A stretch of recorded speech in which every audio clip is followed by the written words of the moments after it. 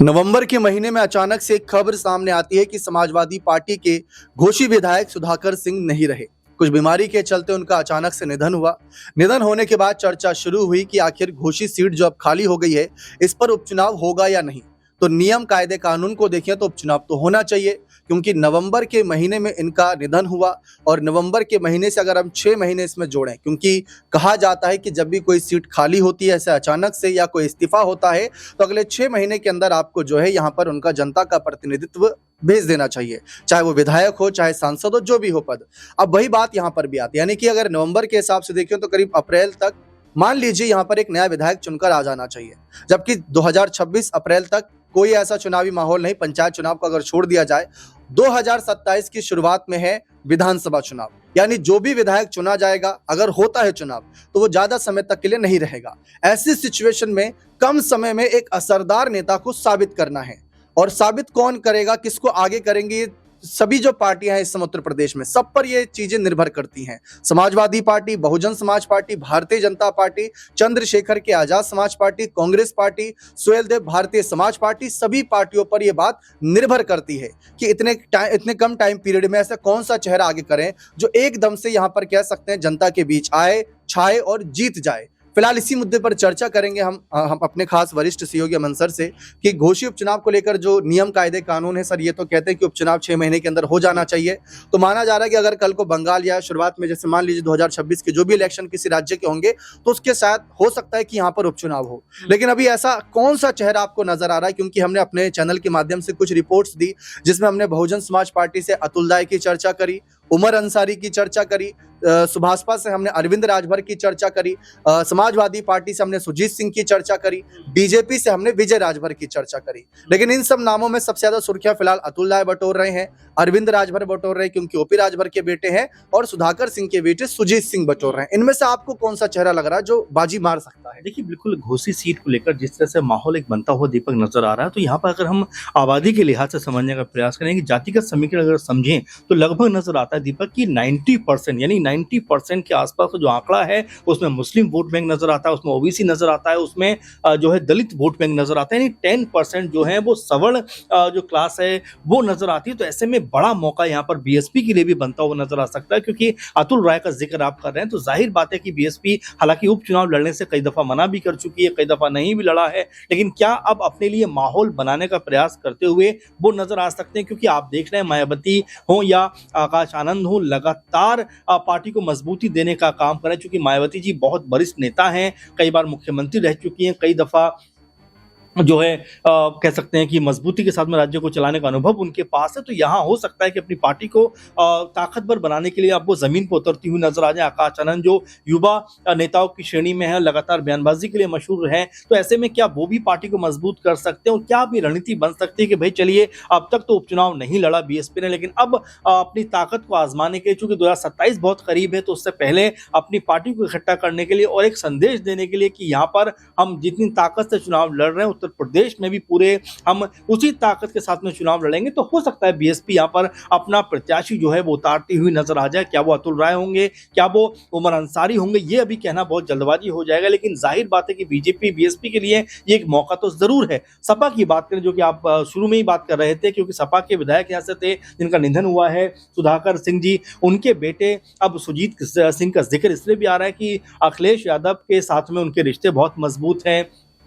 जब उनके पिता का निधन हुआ था, देहांत हुआ था, उस वक्त वो अखिलेश यादव के गले लगते हुए, रोते हुए नजर आए थे। तब भी कई लोगों ने कहा था कि यहाँ से सुजीत का टिकट पक्का है, तो उनका नाम भी कहने का निकल के सामने आ रहा है। अगर बीजेपी की बात की जाए तो विजय राजभर का जिक्र हो रहा है, ओपी राजभर की पार्टी सुभाषपा का जिक्र करें तो खुद उनके बेटे अरविंद राजभर को लेकर कहीं ना कहीं जो चर्चाएं वो चलती हुई नजर आ रही हैं। तो अभी कई ऐसे कह सकते हैं लोग हैं जिनके ऊपर चर्चाएं चल रही हैं। पार्टियां जो है अपने लेवल पे कहीं ना कहीं चेहरों को आगे बढ़ाने का प्रयास करती हुई अब दिखाई पड़ सकते हैं, क्योंकि अभी चुनाव में 4-5 महीने का वक्त तो है ही, और ये भी आपने सही कहा कि 6 महीने के अंदर ही चुनाव कराना होता है। तो ऐसे में किसी राज्य के साथ में हो सकता है यहाँ पर उपचुनाव होता हुआ आने वाले दिनों में नजर आ जाए। दीपक जी बिल्कुल साफ है, लेकिन बीएसपी के नजरिए से और एसपी के नजरिए से ये सीट बड़ी ही खास बन जाती है, क्योंकि जैसा कि यहाँ पर अमन सर ने बताया कि 90% करीब जो कह सकते हैं अल्पसंख्यक, ओबीसी और साथ ही साथ दलित समुदाय का एक गठजोड़ नजर आता है। उसमें कौन बाजी मार पाएगा, और इसके लिए सबसे सुनहरा मौका समाजवादी पार्टी जो पीडीए यानी पिछड़ा दलित अल्पसंख्यक की बात करती है, मायावती की बात कर ले जिन्होंने हाल ही में मुस्लिम भाईचारा कमेटी बनाई और इसके साथ साथ दलित वोट बैंक तो साथ चलता ही है उनके, और इसके अलावा ओबीसी वोट बैंक को साधने के लिए भी कुछ बड़े चेहरे आगे करने पर विचार कर रही हैं। तो इसीलिए ये सिचुएशन बेहद ही खास बन जाती है कि अगर बीएसपी अपना कैंडिडेट नहीं उतारेगी तो हैरानी तनिक भर भी नहीं होगी, क्योंकि उसके कुछ ही महीनों बाद वैसे भी विधानसभा चुनाव होने होंगे और बीएसपी भी साफ कहती है कि हम तो कोई ऐसी बड़ी पार्टी है नहीं जिसके पास इलेक्टोरल बॉन्ड के रूप में काफी बड़ा चंदा आ रहा हो, तो हम इतनी मेहनत कर ले, यहाँ पैसा लगा दे फिर वहां पैसा लगाएं। तो सोच समझ कर भी वो जो है अपने फैसले आगे के लिए लेंगे, क्योंकि अपने पत्ते छुपा कर रखेंगी। मायावती ऐसे ही नहीं 4 बार यूपी की सीएम बनी है, बहुत कुछ जानती है, इसलिए यहाँ पर समझना जरूरी है। लेकिन ये भी समझना जरूरी है कि बीएसपी पर आरोप लगते हैं कि वो बीजेपी की बी टीम की तरह काम करती है, यानी कि अगर बीएसपी अपना कैंडिडेट यहां नहीं उतारेगी, सपा और भाजपा की सीधी सीधी लड़ाई हुई और सुभाषपा ने भले ही बीजेपी को समर्थन कर दिया, तो हो सकता है कि 2022 और 2023 वाले नतीजे यहां पर दोहरा दिए जाए। लेकिन अगर बीएसपी रही और सपा का वोट बैंक कटा और बीजेपी जीत गई, तो यहां से एक नैरेटिव सेट हो सकता है कि बीएसपी 2027 के चुनाव में भी सपा का खेल बिगाड़ेगी। सर, इस पर क्या लगता है? दीपक, एक बात समझनी पड़ेगी कि मायावती का हमेशा से फोकस रहा है कि दलित वोट बैंक तो उनका है ही, क्योंकि 20-22% के आसपास उत्तर प्रदेश में दलित वोट बैंक है, जिनके बारे में कहा जाता है कि लगभग 18-20% वोट मायावती को मिल ही जाता है। और साथ में अगर हम मुस्लिम वोट बैंक की बात करें, चूंकि घोषित सीट के ऊपर आप देखें तो लगभग 1 लाख से ज्यादा यहाँ मुस्लिम मतदाता हैं, और यही वजह है कि जो समीकरण मायावती ने साधे हैं हमेशा कि दलित के साथ में मुस्लिम अगर वोट बैंक उनकी तरफ आ जाए तो यह आंकड़ा तकरीबन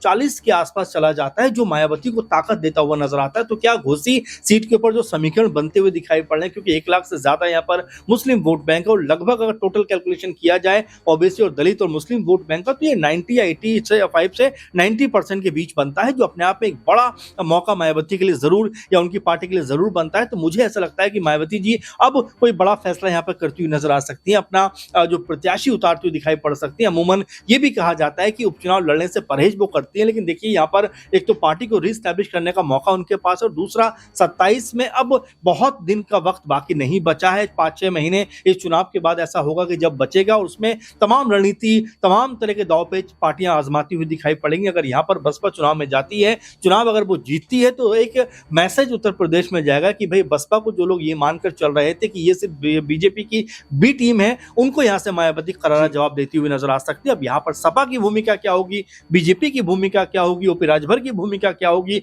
निषाद पार्टी की भूमिका क्या होगी, ये देखना बहुत दिलचस्प होने वाला है। क्योंकि देखिए घोसी का जो उपचुनाव है सिर्फ उपचुनाव नहीं है, बल्कि ये एक सेमीफाइनल के तौर पर देखा जाएगा। उत्तर प्रदेश में 27 से पहले एक बड़ा अहम और सबके लिए बड़ा मौका भी है कि यहाँ पर जो भी पार्टी चुनाव जीतती है, कहीं ना कहीं एक मैसेज देने का प्रयास करे कि भाई देखिए जनता का जो कह सकते हैं रुझान है वो उनकी तरफ है, इसलिए उनकी एक मजबूत कह सकते हैं कि जो छवि है यहाँ पर बनती हुई नजर आ सकती है। बिल्कुल, लेकिन ये भूल बिल्कुल मत करिएगा कि बिहार में विपक्ष हार गया, बीजेपी वहां पर 200 पार कर गई, तो यहां पर भी उत्तर प्रदेश में बीजेपी अपने साथियों के साथ मिलकर खेला कर देगी। 2024 के लोकसभा चुनाव के नतीजों में साफ दिखा था कि लोकसभा की सीटों के मामले में विपक्ष इस समय पक्ष से आगे है उत्तर प्रदेश में, इसीलिए यहां पर कांटे की टक्कर मानी जा रही है। और अगर घोषित उपचुनाव हुआ तो ये मानकर चलिए कि ये सचमुच एक सेमीफाइनल मुकाबला होगा, जहां मायावती का चुनाव ना लड़ना या लड़ना फैसला बहुत कुछ निर्भर करेगा। पूरा खेल पलट सकता है। सपा और भाजपा की लड़ाई किस तरीके की रहेगी, कौन कौन उनके साथ खड़ा है, इस पर भी बहुत सारी चीजें उस वक्त निर्भर करेगी। बने रहे चैनल के साथ, बहुत बहुत शुक्रिया।